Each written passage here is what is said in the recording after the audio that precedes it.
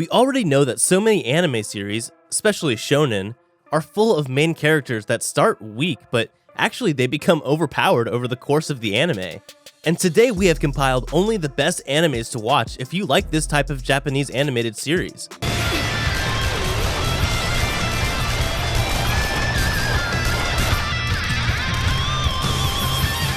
So welcome back to Animeology, and today we will show you the top 10 anime where the main character starts off weak but totally powers up. Before we begin, be sure to drop a like and subscribe down below for more anime top 10s, and without further ado, let's get right into the video.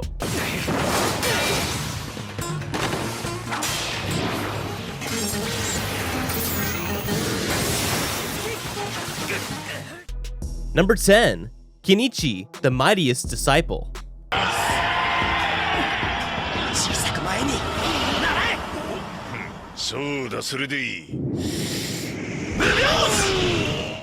Weak legs Kenichi Shirahama would rather spend his time reading self-improvement books than fighting.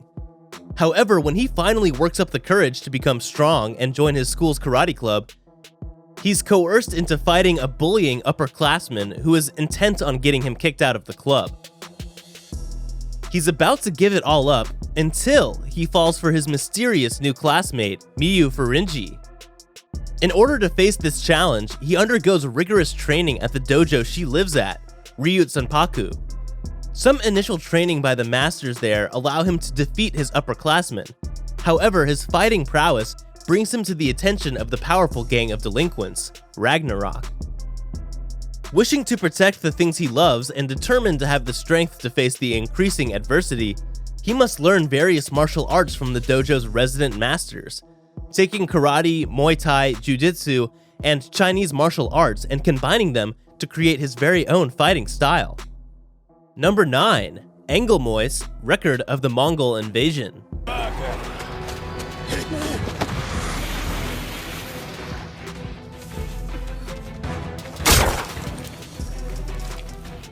Engelmois' Record of the Mongol Invasion takes place in the 13th century when the Mongolian Empire decided to invade Japan.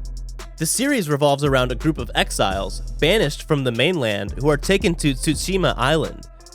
Well, it was supposed to be that way, but the exiles decided to go to the Tsushima Island on their own volition.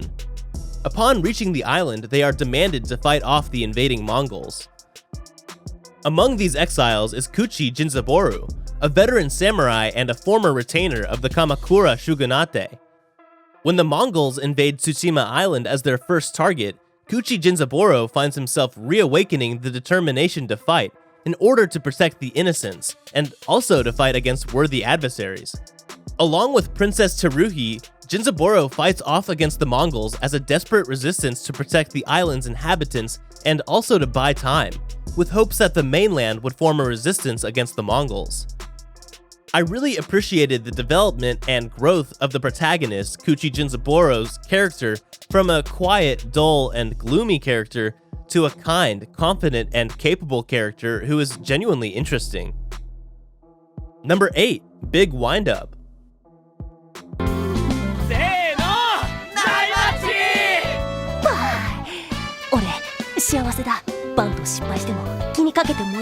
Main character was bullied a lot in middle school by his teammates. They hurt him so badly that he felt worthless and his self-confidence was flushed down the drain. In middle school, Ren Mihashi was the ace pitcher of his baseball club, a position he got because his grandfather owned the school. The sad thing was that Ren was bullied and tortured over all 3 years from his teammates, who hated him just because they thought he was the problem for them losing every game. Despite all of this, he doesn't want to give up the mound. In the end, he transfers to a new high school and decides to quit baseball forever. But he can't help but take a look at the baseball field at the new high school, and there he is, forced to join by a girl coach. When he first is forced to pitch, at the beginning everyone thinks his pitches are lame and slow, but a guy named Abe notices that there's more to Ren's pitches than he himself realizes. The message in this show is to be a good friend who helps others to stand back up and never give up. Look inside and see how much potential every good person has. Number 7. The Tales of the Abyss.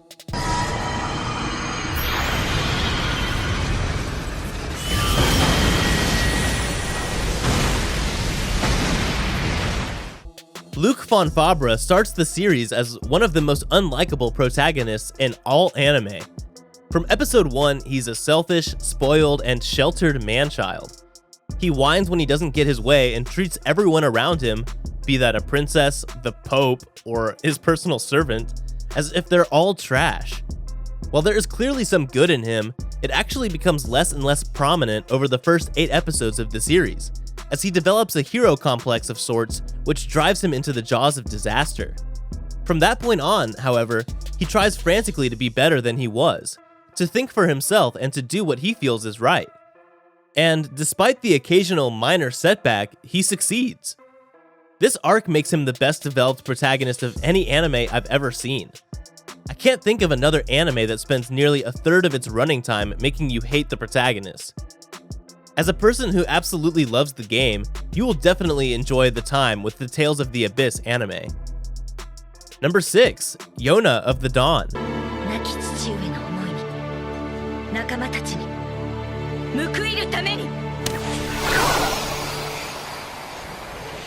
With her cousin, Suwon. But soon she got to know Suwon's real side. Suwon murdered Yona's father and witnessed all that and couldn't do a thing. She was left traumatized and wasn't able to save herself, but her loyal servant who guarded her, Hawk, came to her rescue. Hawk was able to rescue Princess Yona away from the enemy, but now they are wandering from one place to another. But Yona's role isn't as simple as it seems. She's part of a legend of creation of the Koka Kingdom. The storyline of Yona of the Dawn comes with great action and fight scenes. Even though they don't have magical powers, they have really good fights. The fights become more interesting when the Dragon Warrior fights, and then comes their wonderful animation, one of the best I've seen so far. And lastly comes their characters. The main characters are so entertaining that I can watch them again and again. Number 5. Princess Resurrection.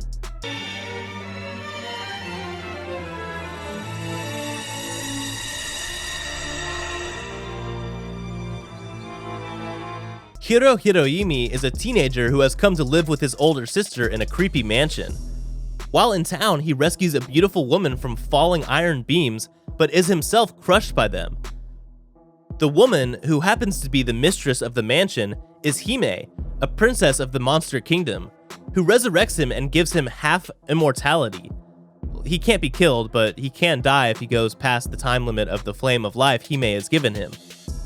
Bound to Hime by the requirement that she recharge his flame from time to time, Hiro is definitely in over his head, having to protect Hime from monsters sent by murderous siblings. Number 4. The Rising of the Shield Hero.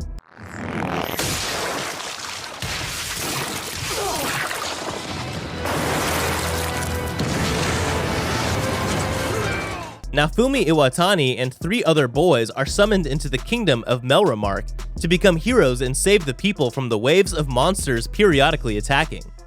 The weakest as the shield hero, Naofumi starts out at a disadvantage, one that continues to increase as people brand him a criminal.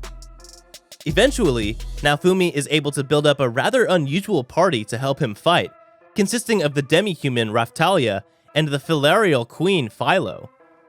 The shield hero becomes just as strong as the other heroes thanks to the effort he puts into a variety of studies and the trust he puts in his companions. Of course, with each step he takes in a positive direction, the Princess Malti Melramak and her father are there to tear him down in some way. Despite some predictability and repetitive aspects, The Rising of the Shield Hero is a refreshing and interesting isekai series, which draws you in with a shocking beginning and leaves you earnestly hoping that Naofumi wins in the end. We can't wait to see where the series heads next, and especially with the questions left still unanswered. Number 3. Puella Magi Madoka Magica. あの戦いに割り込むには同じ魔法少女でなきゃダメだ。でも君にならその資格がある。本当にそれを望むならね。 Madoka Kaname is a perfectly average girl who is just worried about school, boys, and hanging out with her 2 good friends, Sayaka Miki and Hitomi Chitsuki. However, after a weird dream, a new transfer student, Hamura Akemi, appears at the school, looking just like the girl in her dreams. She soon meets a strange cat named Kyubi, who alongside a magical girl, Mamitamo, offers to grant Madoka and Sayaka any wish that they can imagine. The catch is that, in exchange for the wish, they must become magical girls, fighting a constant war against witches to save humanity. While first they feel wrapped up in the romanticism of battling evil and saving lives, they soon find that there is something far more threatening and insidious at work that they might not be worth risking their lives over for a single wish. There are few anime that are anything like PMMM. It is nearly perfect in its self-contained story. The psychological, cerebral experience is powerful, though there are storytelling flaws along the way. In particular, this series moves at such an alarming rate, it does disservice to the characters.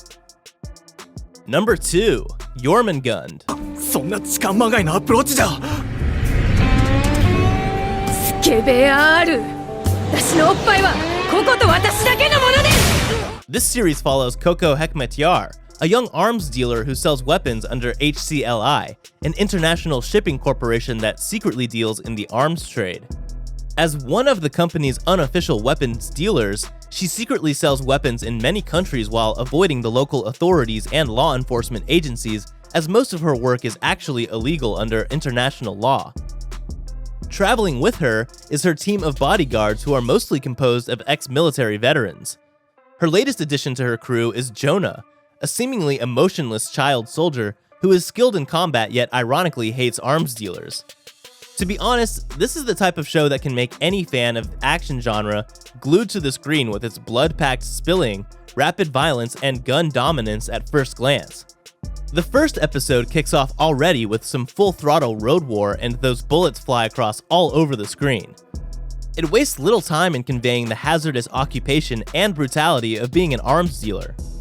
At the same time, it also finds ways to make the series relaxing through some heartwarming moments and comedic scenes. And finally at number 1, Terror and Resonance.